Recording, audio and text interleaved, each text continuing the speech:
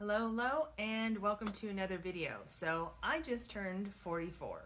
44 years on this planet. I know I look spectacular. You don't have to tell me. But I thought I would do another video. I did one last year on 43 on things I've learned about financial planning, essentially, in 43 years. And I think this is a good list to review, to update, because in a year, things have changed. Have my views on what I've learned and all that changed a huge amount?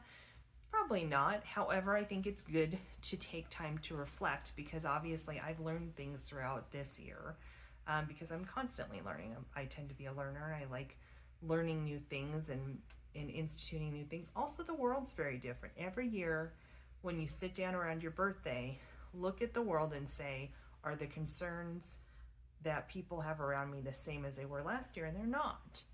Some of them are, but some of them aren't.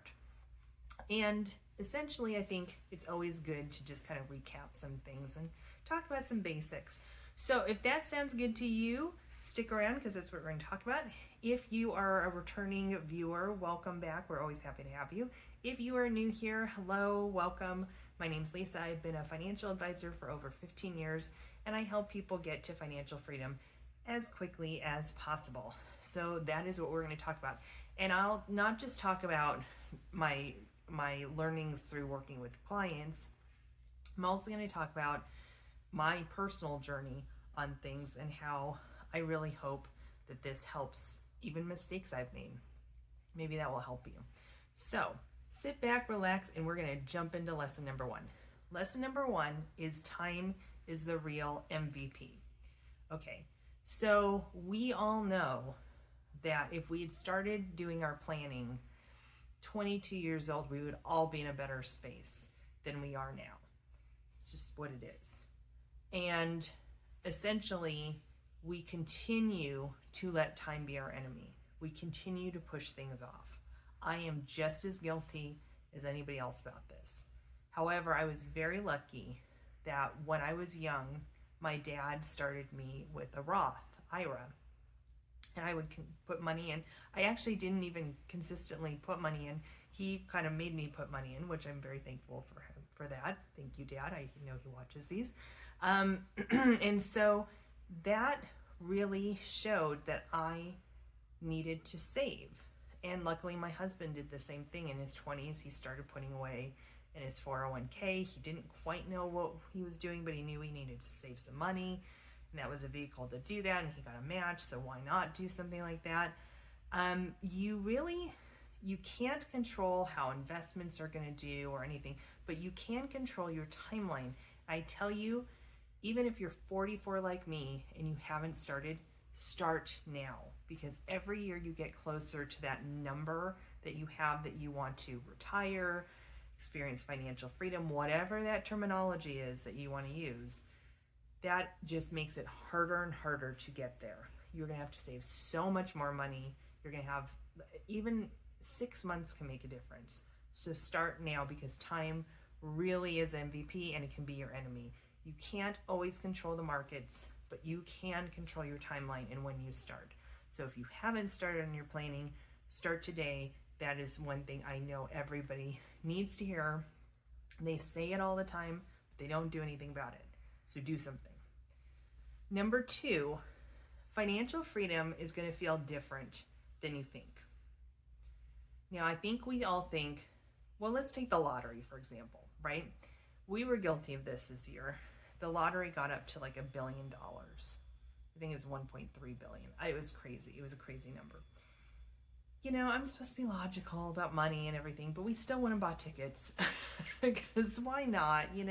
We knew we probably weren't going to win. We start talking about what we would do with the money and all this stuff, all the stuff that you do. But essentially, what would I do if I had won the lottery? We talked about, buying another house or doing, all that stuff. But we didn't really talk about what we would do. Would we stop working? Would I close down my business? I didn't need to work. I had, it wouldn't be $1 billion because of taxes and everything, but, I wouldn't need to work anymore, right?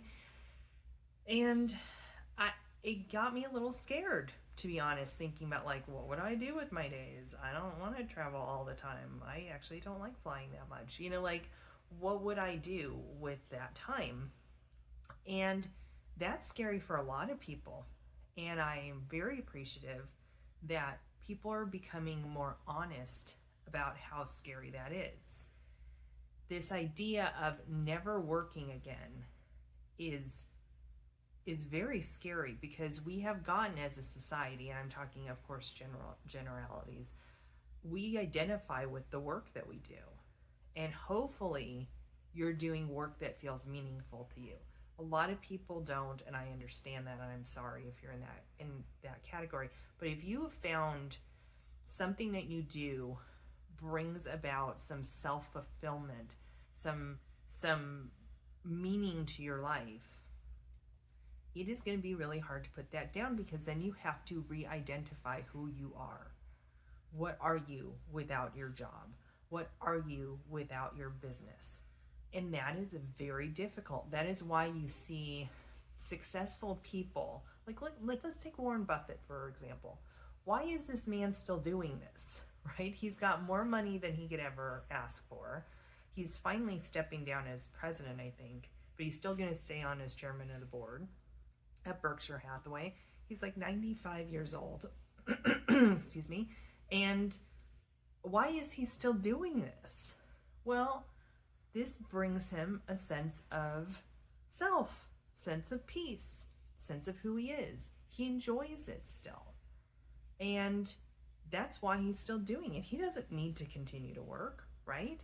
But he would rather do this than necessarily figuring out who he is outside of work. And that's okay. But it's going to feel different, because people think, I'm going to buy this, I'm going to do this, I'm going to do that. Objects and money do not buy happiness. They don't. Money is a tool to provide choices. That is always what I say. Money provides choices. You have more control over your life when you have money, okay?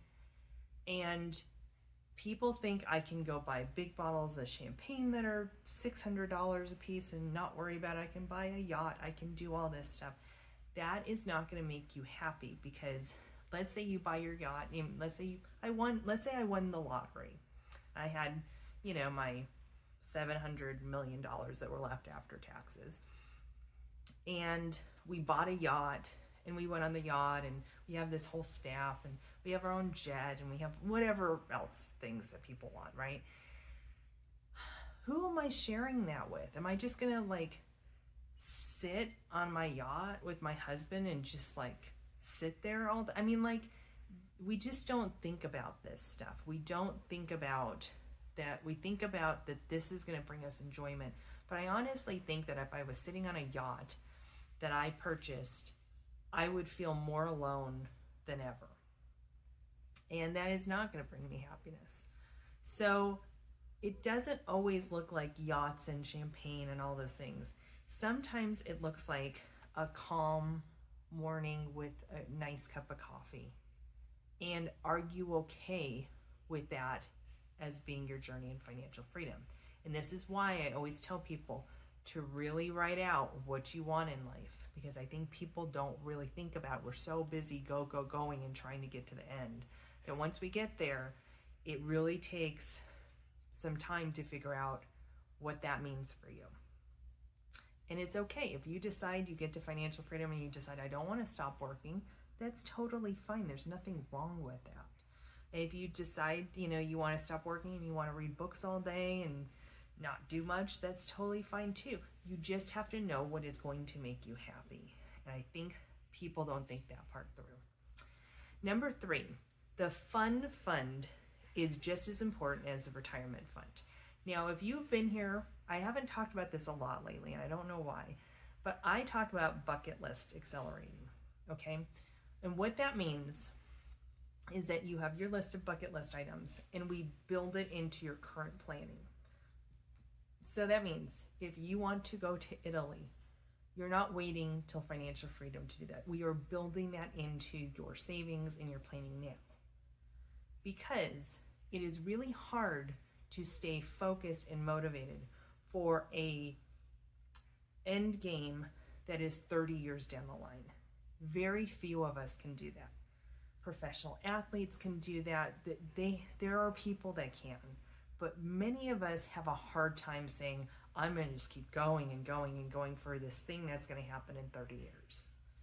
So why not build in your own motivation into it and learn who you are outside of work, outside of family obligations, outside of all that.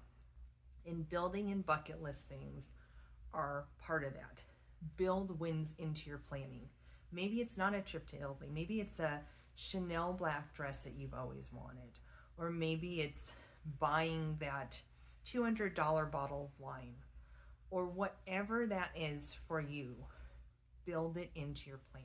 And there are very specific ways you can do that. But you want to balance both saving and living. Because what's the point of retiring with millions if you've forgotten to have fun along the way, right? We still need to know how to have fun. And, you want to make sure you build saving for fun things in your planning so that you're not building your emergency fund up and then draining it for something and then feeling like, oh my gosh, I don't have an emergency fund, and then build it up and then drain it for something else. Build another fund up for your fun stuff. That is a big thing that people really should focus on, because life's too short. We don't want to waste our youth not having any kind of fun. But you also don't want to do the you only live once, have no care in the world. That can be a problem too, obviously I believe that. So, all right, number 4, money conversations get easier with time. That's true. Now, my husband and I have always had a pretty open conversation when it comes to money. I think I've shared in the past I didn't understand money very well. So during that time, it wasn't really an open conversation. But my husband's always been he always wants me to be involved with the money decisions. And I really give him credit for that. And I will tell you, I think, just speaking from a husband-wife perspective, most husbands do want wives to be involved with the money. Most wives are scared of money because they feel dumb, and so they don't want to be involved with that. That's not good. Now, if you have a different dynamic, of course, everybody's different. But I would say most times people want to have this conversation, they just don't know how to. And as you get older, I think it comes with the idea of you care less about what people think of you. Right? That's what they say. As you get older, you care a little less about what people think of you, which I would say I kind of agree with. I kind of don't agree with that, but but I do think you let the guard down a little bit because you're just like, I'm too old for this. I'm too old to not have this conversation. And also, like I said, time is not on your side in terms of when you want to be done with working, when you want to have that financial freedom. So you build more confidence over time. And as you get older, you have the capability of saying, I don't know, or I guess I realized as time goes on that most people don't know anything. This sounds really mean, but it's true. Most people, we think everybody knows everything and everybody's smarter than us. As you get older, you realize most people don't know a lot of stuff. They might know a lot about what they know about, but they don't know much about, it's just funny to me. So I think that that's what I've learned over time, is that I've come to the conclusion that we're all just trying to figure it out. And I'm okay having more open conversations with people, including about money with my husband, because, there's things he doesn't know either. And I get to, help him understand certain things. And then he helps me about other things. It's just part of it. And so when we don't talk about things, especially with our spouse, it's really a problem. So silence around money really costs you more than any market correction could ever do that. And I'm really speaking to you women out there. Tell your husbands what you want, or wives, tell them what you want. If you do not tell them what you want, what your questions are, we can have major problems. And I did a whole video on divorce especially divorce with millennials and the cost of that. This is part of that because we didn't have conversations before the divorce happened. You just cost yourself so much. So remember, financial confidence is built, it's not born. So just take small steps, read an article here and there, start to build up your confidence when it comes to this. And lesson number 5, you don't need to know everything. You just need to start, okay? So it's kind of a culmination of a couple of these ideas. We don't need to know everything, but we have to be confident enough to say, I don't know everything, I need help, or I don't know everything, but I'm just gonna start here and just do it, right? There's a reason that the Nike saying just do it was so popular, because so many of us take so much time worrying about how to do it perfectly. And really, I'm gonna be mean for a second, that's just you procrastinating. It is. You are just procrastinating. I understand I always take time to think things through before I do something. However, if we're taking years to do something, that's too much time. So give yourself a time limit. I always say if I have a hard decision to make, I'm going to make it by the 3rd week of November or whatever that date is. And I stick to it. I keep promises to myself because I deserve it. And so we need to say, I don't know everything. That's okay. I'm going to figure it out and we're going to move forward with something. Because if I waited until I knew everything before investing, before starting my business, before any of that, I'd still be, in my 20s with my Blockbuster card. I mean, like, we have to move forward with things. So being clear and moving forward is your path to all this working out. So I still feel like the best years are still ahead of me. I wish that I still had my 22-year-old body, but that's okay. I think we all do. And essentially, I'm looking forward to seeing what 44 brings and what new information I have out there. I am going to put a little plug in. I have a video I'm going to do coming up on affordability in America. I think that is a big topic that is not being discussed. And I think it's a huge issue for not just Gen Z, but for all the other generations, including baby boomers. Everybody's affected by this.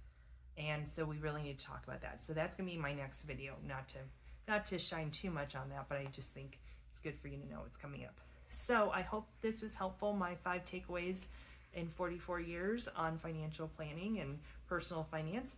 And stay strong out there, fight the good fight, be kind to one another, and we will see you on the next video.